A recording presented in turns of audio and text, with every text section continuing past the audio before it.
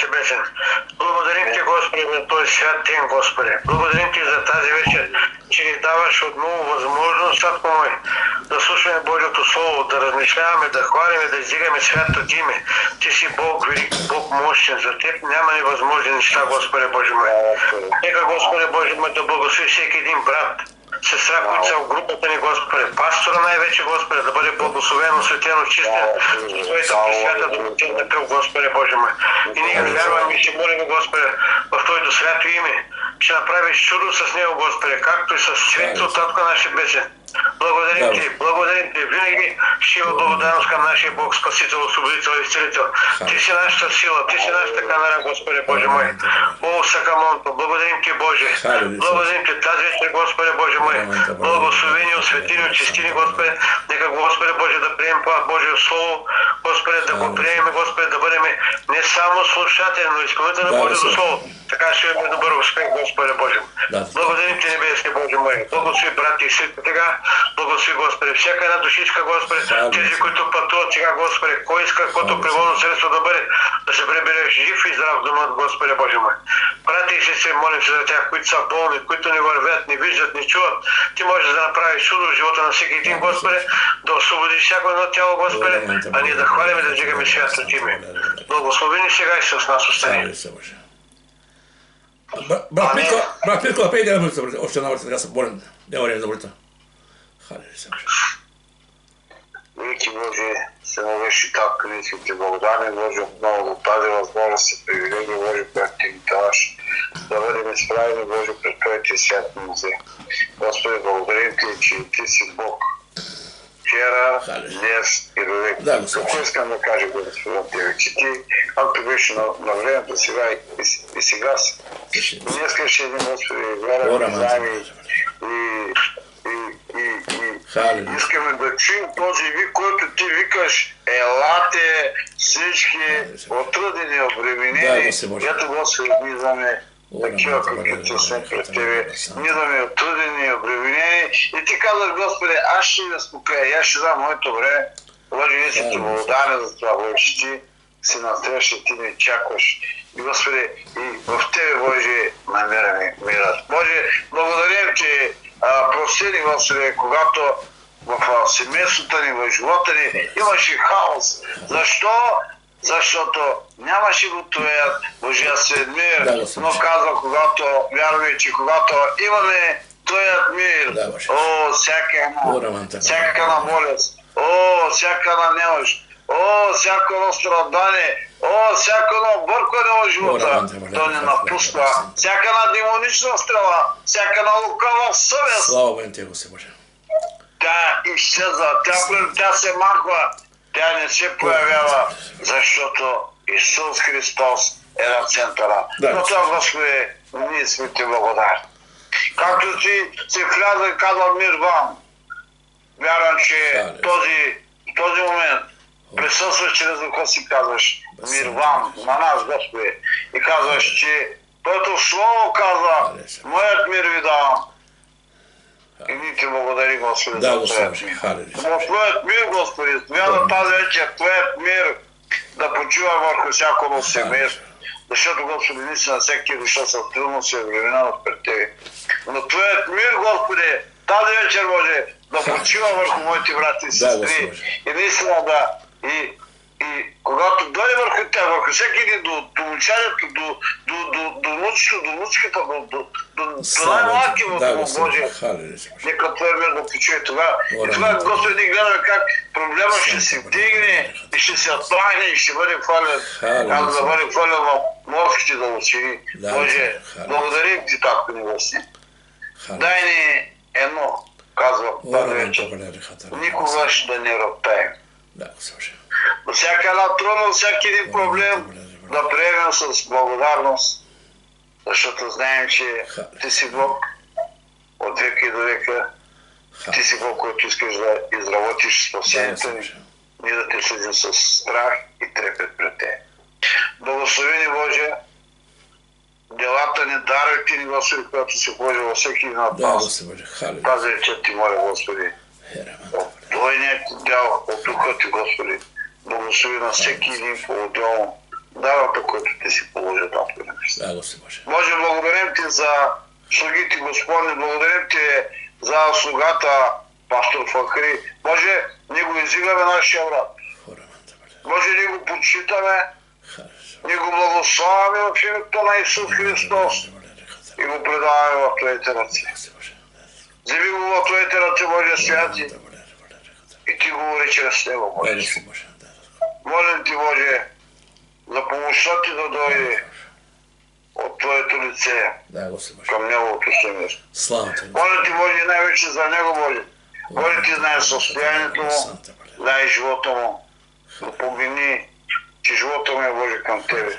Затова помени, Господи, благословно към него. Сири го, Господи, в името на Исус. Твоето слово казва, в Твоите рани ние сме изцелени. Благодарим ти за докторите, които лекуват. Но едно време казват, дигат ръце, казват, до тук бяхме, не можем повече, нищо не мога да направим. От тук нататък вече можа работа. Ето, Господи, ти моля. Твоето нам е събъдре. Благославяме ви, Господи, в името на Исус. Благословен да бъде. Благослови сега и общението ни, Боже. И това слово, което ще говориш, е с устата му, Боже, свет. Като хвани на добра почва, за да може да израстваме, да изживим един християнски, пълноценен живот, както той казва, угоден на Тебе. В името на Исус оставяме в Твоите ръце и казваме. Амин. Амин, амин. Слава бъде на Господа. Спрете микрофоните.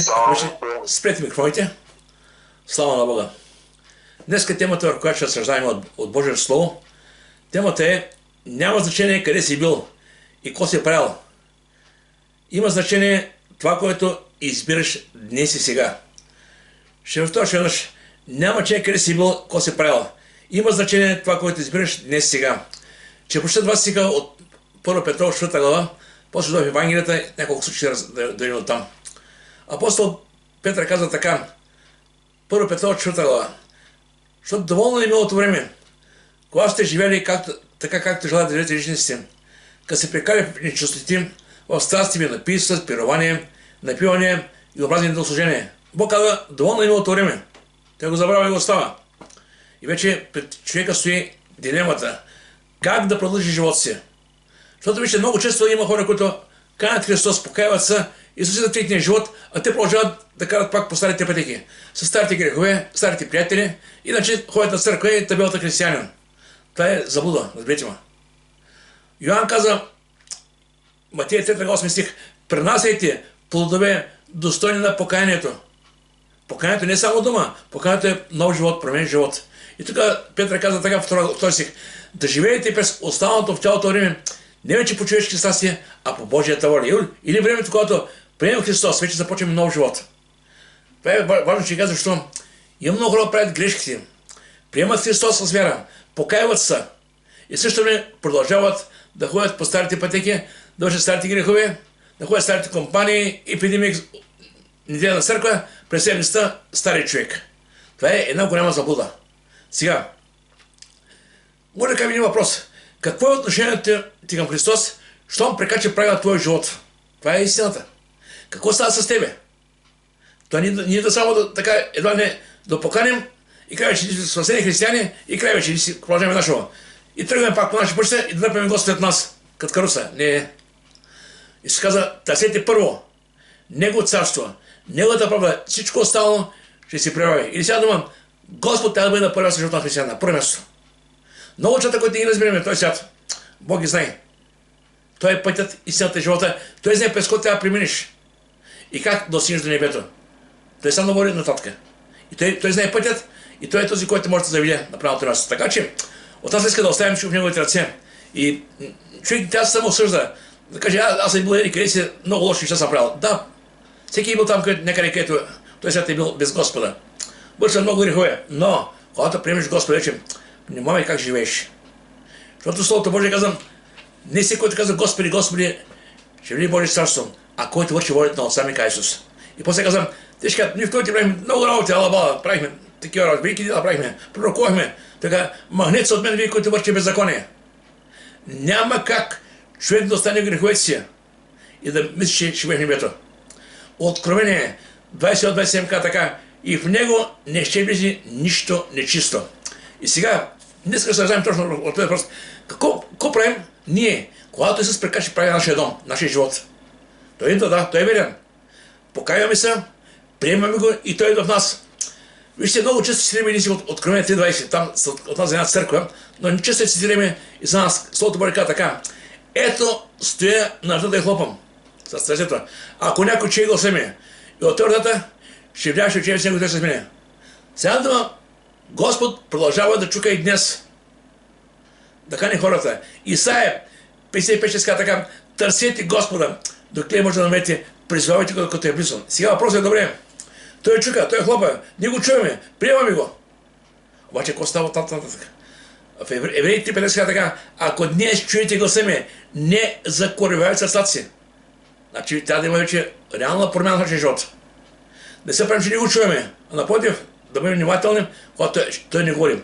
Някой път ми казват: брат, как да разбирам, когато Бог ми говори? Аз ще дам пример сега. Вземете едно дете, сложите го на един стол, задължете му очите.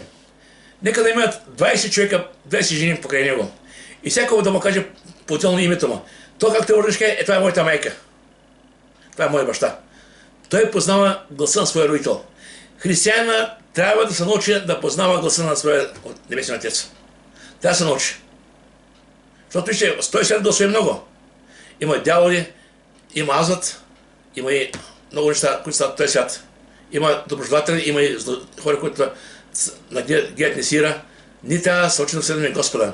Яков 1:5 казва така: ако някому от вас не достига мъдрост, нека просто свяра, Бог ще му даде. Кажи: Господин, аз съм чувам Твоя глас. Искам да разбирам Твоята воля. В Исаия казва така: моите пътища, всеки да ще пътища.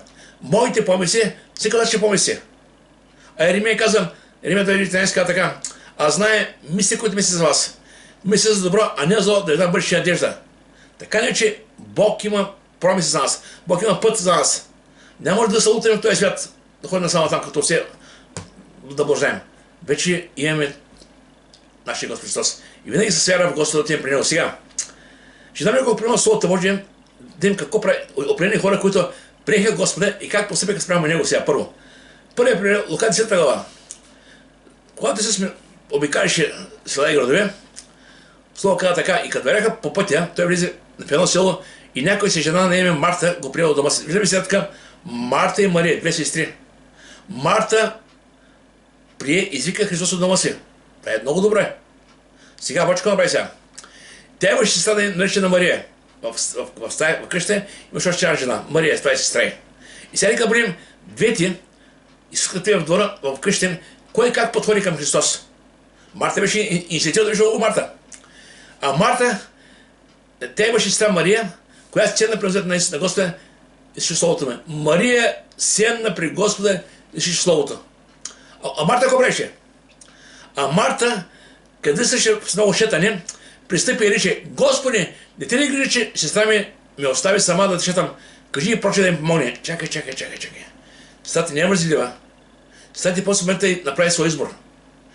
Защото вижте, сега каза така, има време за всяко нещо и срок за всяка работа под небето. Поканяха Исус от дома си, Мария седна да слуша Христос, а Марта правише всичко останало както преди. Сега Исус го няма. За жалост има християни подобни на Марта, които канят Христос, но продължават да занимават със своите неща. Продължават. Едно не Господ ще си там на стола, ще ги чака. Разбирате, но това е опасно. Щом поканиш Христос, ще Господа, седай го, покорявай се на Словото Божие. Това е важно, разбирате ме. Защото против ще се почне да ставим като Марта. Ние продължаваме да считаме, а Господ ще свети от нашия живот. И каза, Господ какво да речем? Той не окури Марта, не окури, но даде на път свия. Но Господ го рече. Те каза: кажи сестра да ми помага, Марта. Марто, ти се грижиш безпречно за много неща, но не е потребно. Виж как каза, не е потребно. Той не каза, че не трябва да се грижи. Той не каза, че не трябва да чета. Той не каза, че не трябва да готи. Не. Той каза: има нещо, което е по-важно. И каза така: има една потребно и Мария избра добрия идеал, който не ще се отнема днем. Какво избираш? Има хора, които избират този свят. Давай. Ще работим събота, неделя, ще работим на дните си. Пари ще правим. работят работа. Знаете колко са имали приятели във времето, които теха по чужбина да правят пари? Християни. И полека и шедаха във времето. Знаете защо? Парите. Не че е лошо да има пари. Лошо е, че тръгвайки поради парите, обръщат глед на Господа. Псалом 37, млад бях, устарях, не видях праведния оставен, нито потом запросих теб. Постави Господ първо място в живота си. Оттам ако се той ще мисли и за работа, и за пари, всичко останало. Бог ще няма мъдрост. Когато се разбият нещата, Господ няма да ходи по терени, разбийте ма. Господ никъде ни казват, върши работа, аз да подари тебе. Няма такова со никъде. И ще казвам, търсите първо Него царство. Така че то може да приема. Сега виждаме тук слушаме Марта и Мария. Мария избра правилната част, а докато Марта почна да шета и наистина това е, което е да към нас, не иска така да малко да изобличи, да ни поставим неща в този свят, които са около нас, като повече за пред Господа. Нека не се Господа на първо място. Лука 19 глава. Един човек не е Захей. Знаете го за Захей. Словото Божие каза, Захей беше началник на бедниците, богат човек. Сега има добра професия, хубави доходи, имаше и добро семейство. Да, обикновено, че вижте, знаете, човек на тази место, кома е работа сега, учи да стане, да е добър занят. После търси хубава работа, хубава професия, да прави семейство, дом, деца. Това са неща, които са елементарни, да. Да, сигурно Захей имаше неща. Обаче, тук имаше една празнота. Нямаше Исус. И аз мога да кажа, примерно, това е мое разсъждение. Когато Бог зададе Адам и Ева, той остави място в самия човек за общение с него. И знаете, той общува с всяка минали на ветрия на градината, обаче когато те препческа греха, Бог се оттегли. И какво стана? Това място го зае друг. Друг го зае. Князът на този свят. И сега, колкото и преди има човек, колкото и да има хубава къща, може да има много хубава работа, ако Господ го няма го мира, няма и радостта. Този свят не може да е нещо, което не притежава. Мирът идва от Бога. Римляни 5 казва така, и тъй оправдани чрез вяра, имаме мир с Бога в Христа Исуса. Мир с Бога. После, имайки мир с Бога, вече има и Христови мир. И също когато се отиваш и Йоанна 4:27 казва така, моят мир ви давам. Не как светът ти дава. Не се споса със света ми. Става добре. Виждаме, че наистина това Бог обещава тези неща. И тук Захей сега иска да ви кой е Христос. Иска да ви Христос. Той усеща, че нищо става там, нищо стане в него живота. И какво направи? Видя голяма тълпа хора. И да се се, тези хора тук ще имат така, ще имат през тук. И видя напред една черница и се качи горе. И каза, аз тук ще мина, да мога да видя кой е този. Толкова много хора оседат. Кой е той да го видя? И тогава, Исус като минаваше там, каза, Захей, слез скоро, защото днес трябва да предстои дома ти. Това е много важен въпрос. Той му каза, слез. Сега, от Захей зависеше какво ще направи в своя живот. Дали ще се покрие на Господа или ще каже, Господи, оставим аз имам хубав живот, имам хубава професия, имам всичко добро. Видяхте, край. Ако Захей не беше се покорил, ще оставя да работа, ще се прие вкъщи и ще да продължи да съждава върху своя живот. Но Захей се смири. Той слезе долу. Самото седено дървото, това говори за смирение. Вече те хората опознаваха, че той наистина е човек с авторитет, беден богат човек, но той винаги загърби азът, загърби всичко и слезе диско долу. И тогава, когато прикараха време с Господа в къщата, не се каза колко не са прикарали, колко са си говорили, знаем, че когато Господ говори с хората, наистина говори смислени неща. И тогава хората, тези, които видяха, Исус казаха така, при грешен човек вижда да преспие. Значи, по нейница Захей имаше лошо реноме грешен човек. Ама Исус каза, аз да за грешниците, не за праведните, да за болните, а не за здравите. И виждам го сега. Тук след това разговор, Захей каза, от когото съм взимал пари, ще върна 4 капно и беше готов да се разли с всичко разли. И тогава Исус каза, днес стана спасение на този дом. Защото е този Аврамов син. Стана спасение, каза. И тук другия син много силен. Понеже човешкият син дойде да потърси и да спи погиналото. Кои са тези погинали? Това са всички хора, които осъзнават своето греховно състояние. Имаше хора, които се виждаха се праведни. Те ще бяха грешници, обаче те реално търсиха Господа. Винаги, когато те се проповядваше, винаги около него имаше най-малко две групи хора. Лука 15 глава, когато се говори за притча за блудния син, имаше много хора около него. Имаше две групи хора предимно. Всички бедници и грешници се приближаха при него, защото бедници и грешници, хората, които осъзнаваха своето реално състояние. Те осъзнаха своята реална нужда от Христос. Те слушаха Словото Божие и разбираха това Слово за тях. А фарисеите и книжниците роптаеха, казвайки, този приема грешници или с тях. Те не гледаха това, което върши Христос, това, което проповядва, а те постоянно гледаха, търси как има поговорка под вола теле. Да, ма не намериха. И наистина имаше една подобна история, когато Исус беше поканил в дома на фарисеи, спомняте си. И тогава, когато влезе в дома на един обед, те фарисеите имат ритуали, мият се ръце до лакти, имат много други обичаи там. Обаче Исус Христос не направи нищо това. Той е по-силно на един. И тогава те се очудиха, защото не си ми ръцете като тях. И тогава Исус им каза, вие фарисеите чисти външна чашата, а вътре сте пълни с грабеж на насилие. Чистите вътрешно, всичко ще бъде чисто. Сега той ясно каза, покайте се и станете нови хора, нови създания. Във 2 Коринтияни 5:17 каза така, а ако е някой в Христос, той е ново създание, старото пример е всичко стана ново. Сега още една ще споделим, тя е малко по-голяма, но тя е много интересна. Симон и грешницата, това е много интересна. Лука 7 глава, пак има фарисеи, има Господа, има и една грешница. Нека пронесе кой как потвори към Господа. И ето, един фарисей го поканил да иде с него. Значи фарисеина кани Христос в тях да идат заедно. И Исус влезе в фарисеята къща и седа на трапезата. Да, прие поканата. Той не каза, аз сега дойда за тебе. Аз не те уважавам. Напълните в Христос обича целия свят, всички хора.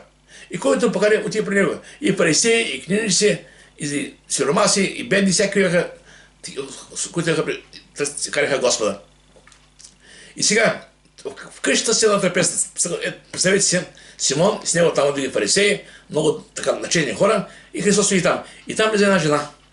И тази жена нямаше добра репутация, нямаше добро име. Обаче тя се притесняваше.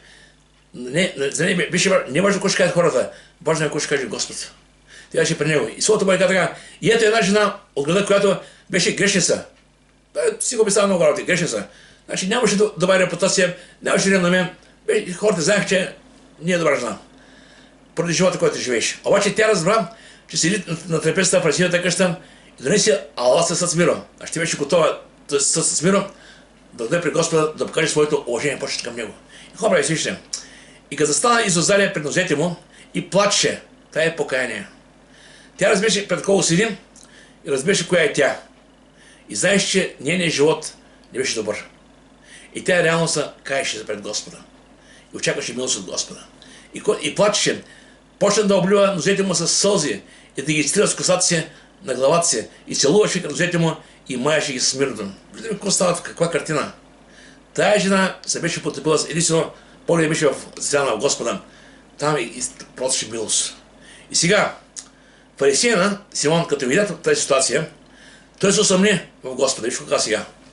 А като видя това фарисеина, който бе поканил домашни себе си, казвайки, този, ако беше пророк, ще да знае коя е тази жена, която се допира до него, че е грешница. Едва ли не, той се усъмни в качеството на Христос. Ако беше каза, ще да знае. Ма чакай. Исус Христос наистина знаеше коя е тя, но той не я отхвърли, а напротив, той беше готов да я пригърне, както направи прости, даде живот. И това направи нашия Господ. Сега, при Господа и така всеки хора, слепи, куци, глухи, прокажени, виждаме така лека жена дойде при Господа.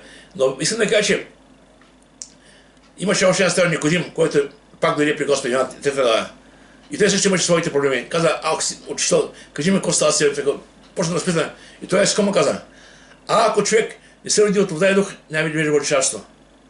После как не се роди отгоре, тогава Никодим, макар да имаше много знания, се оказа, че не знае нищо. Защото Исус говореше за спасение.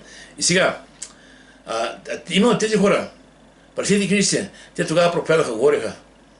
Обаче Словото Божие Исус каза за тях, слепи водачи, слепец ако води и да ще падат тямата. Вече хората започват да правят разлика между това, което говори Христос и това, което говориха другите. Те виждаха истината.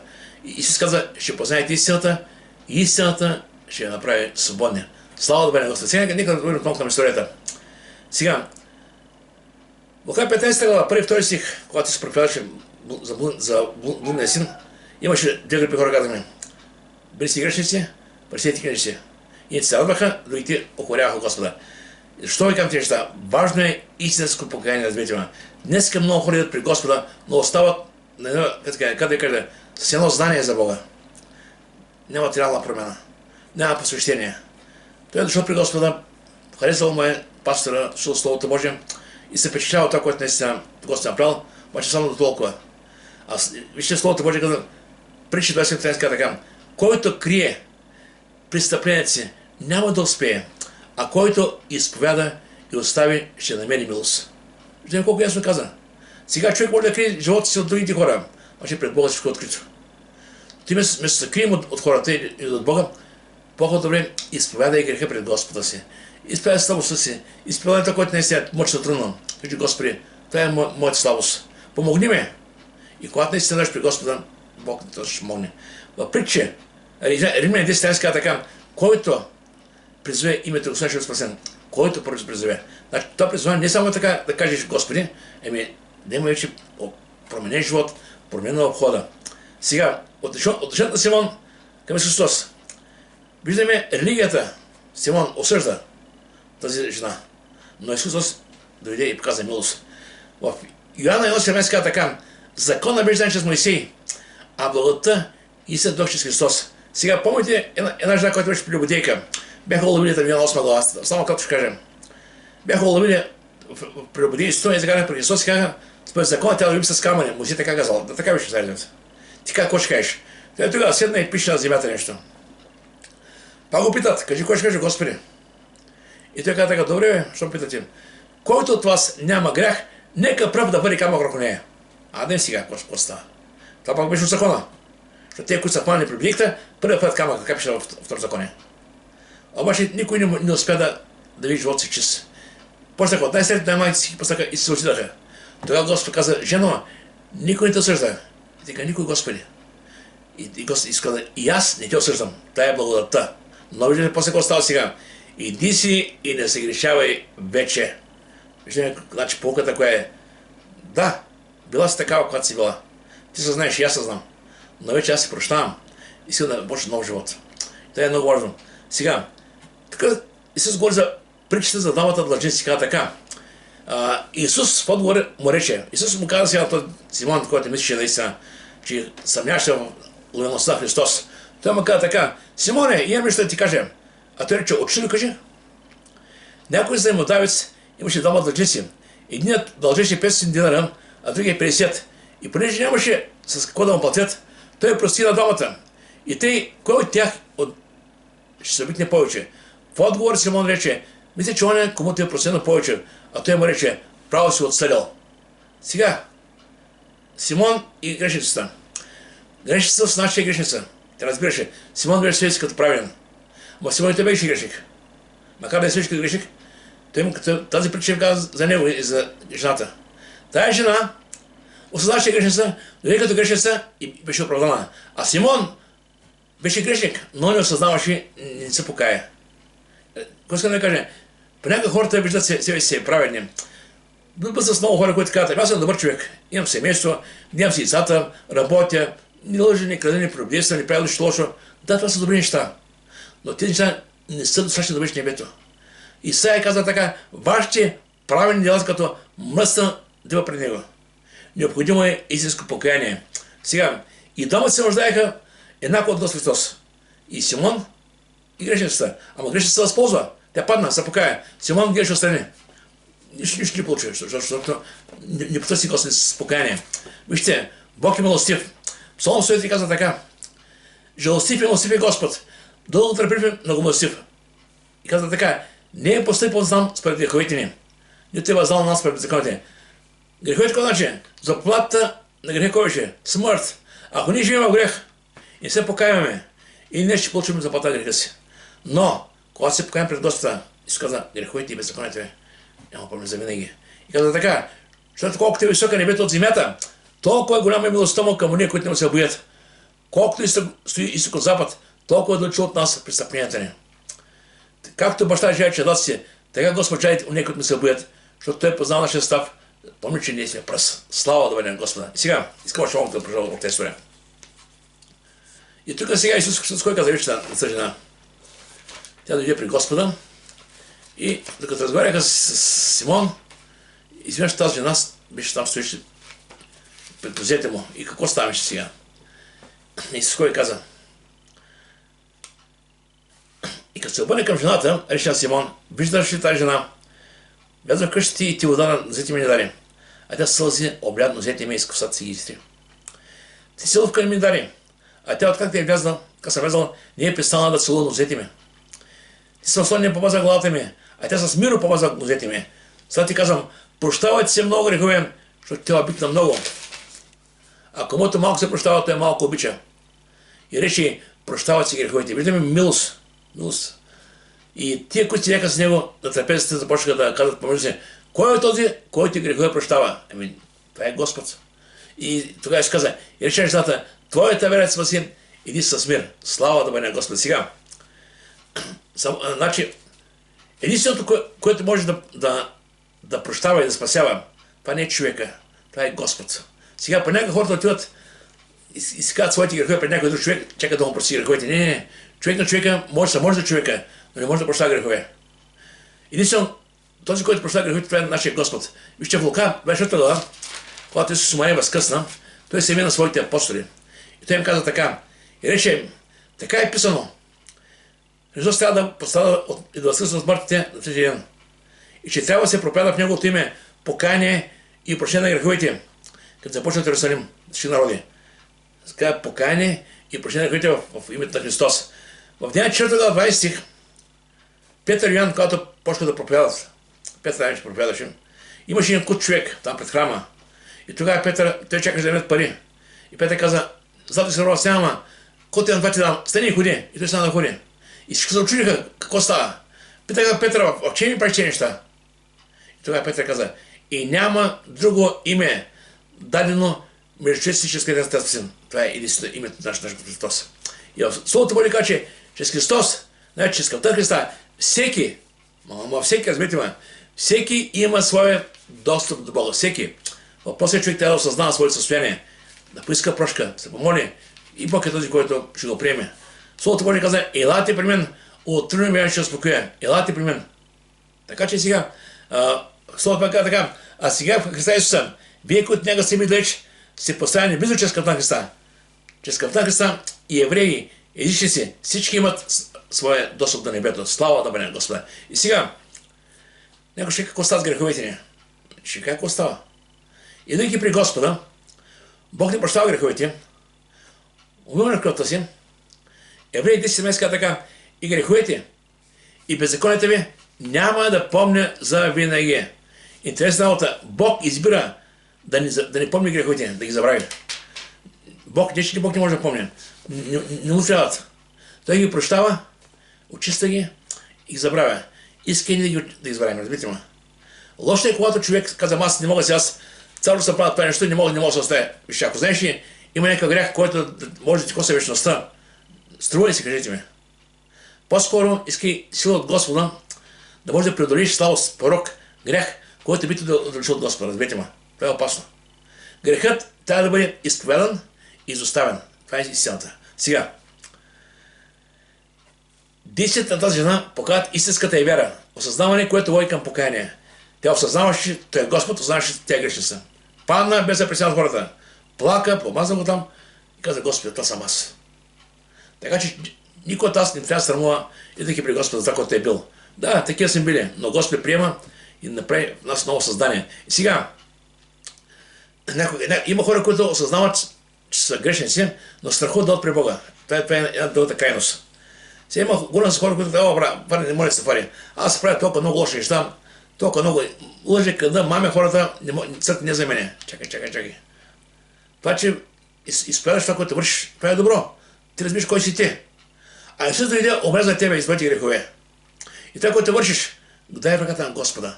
И той ще даде своят мир, ще даде своята праведност. Слава да бъде на Господа. И сега в Коринтия ще казва така.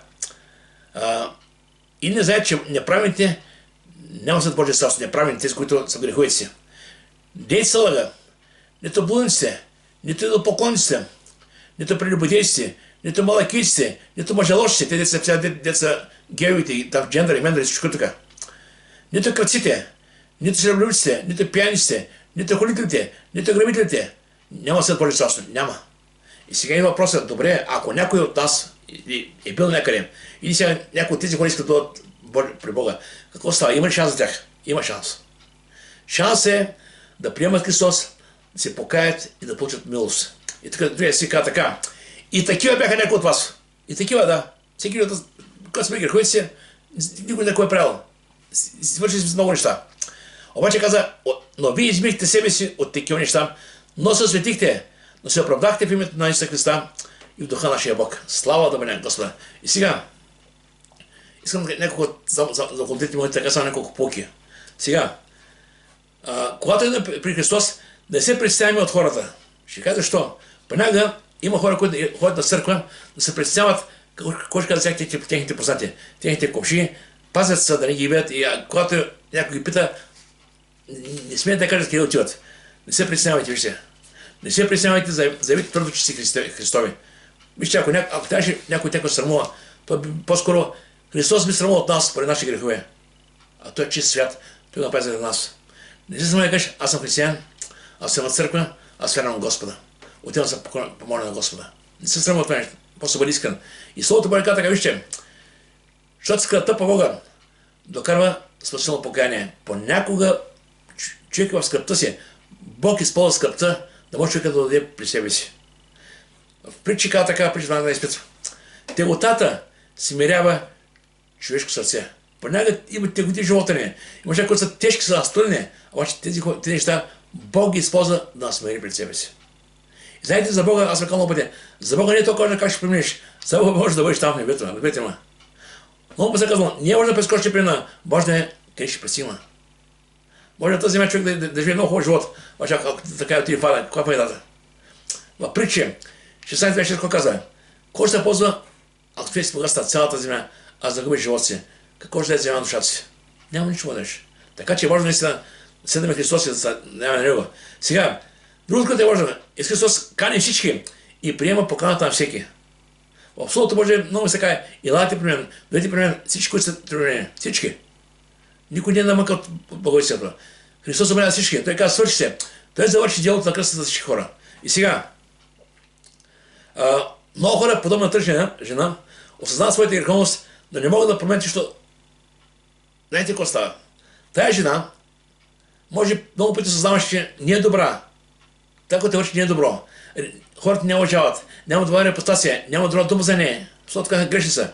Сега кой е била, не знам, Бог знае. Въпросът ми не е моя работа, така Словото Божие каза грешница. Само дума грешница, това говори, че хората разбираха, че наистина няма добро име тази жена. Обаче тя жена, били сигурно тъжна се иска да се промени, обаче не се получава. Самия апостол Павел, Римляни 7 глава, каза така, сума си там, кой е хубаво там, докато мисля, плътта му изправя от тия греха. И каза, окай наш човек, кой ще избавим. Разберете ме, греховната плът води хората към грех. Без Господа няма как човек се справи с греха. Идеш при Господа, Бог те приема, но върната, прави тебе ново създание и грехът става на тебе. Това е самата истина. Иначе можеш да се бориш много за греха. Може пред хората да покажеш, че си правилен, ама грехът живее в тебе. Така че е много важно да си това го разберем. Друго, което е важно. Защото да осъзнаем реално това, което Исус е направил лично за нас и да се промени. Вижте, това е много важно. Примерно каза с жена, дете падна при любодейката. Иска да убие с камъня. Ако не се беше намисля, ще да убие с камъня, сигурно. Но тогава те се питаха Христос и той каза, кой е това само грех? Те всички отидаха. И тогава ще тази дума на Христос каза така. Аз се не осъждам, но иди си и не се грешай вече. Това са думи, които Христос каза към всеки един човек. И да ги при него. Той забравя твоето мило. Прощава твоето мило, но иска да вече да почне нов живот в него. И той дава сила чрез духа си. Слава да бъде на Господа. И във втори който е писано иска така, ако е някой в Христос, той е ново създание. Старото премина, ето всичко стана ново. Това става само за тези, които са в Христос. Тези, които вярват в Христос, които го приемат чрез вяра. Вижте сега, още Яна каза така, първо Яна 5 глава. Всеки, който вярва, че Исус Христос е роден от Бога. Всеки, който вярва. Тук говори всеки, който се е приел Христос, който се е покаял, който е тръгнал за нов живот, има вечен живот. Слава да бъде на Господа. И сега, с което ще да завършам. Истинска промяна идва след истинско покаяние, истинско посвещение. Не само ще ви кажа защо. Има хора, които са на думи са много силни. Много силни. красиви думи, говорят красиво, но като имаш живота, се чуеш кое е верно. Това, което говорят или това, което живеят. Сега, покаянието е единствената надежда за човека, единствената надежда. Без покаяние няма прощение, без прощение няма вечен живот. И последния си, който прочита, каза така: 17 апостол Павел каза пред Ареопага: Бог проче, без да държи бележка за времето на невежество, заповяда на всички хора, навсякъде да се покаят. Що ви казвам, тези неща са важни, вижте. Самото слово ни дава само една името още. Много примери, вижте. Лука 5 8 стих. Когато Исус покани Петър каза: Господи мой, аз съм грешен човек. Там рибата като ловиха. Това значи грешен човек. Петър. После Матей, бирник, когато беше там на гости в тях, той го прия. Тогава много хора около се радваха наистина. Матей беше решил да го седва. И така, аз дойдох за правените, за грешните, не за правените. Наистина Матей остави всичко и тръгна. След това Савел, как стана Савел на Павел? Савел беше година на църквата. Но Деяния 9 глава, когато срещна Христос, 3 дена ослепя, после дойде на себе си и вече беше друг човек. Винаги, когато има реална среща с Господа, винаги има реална промяна, разберете ме.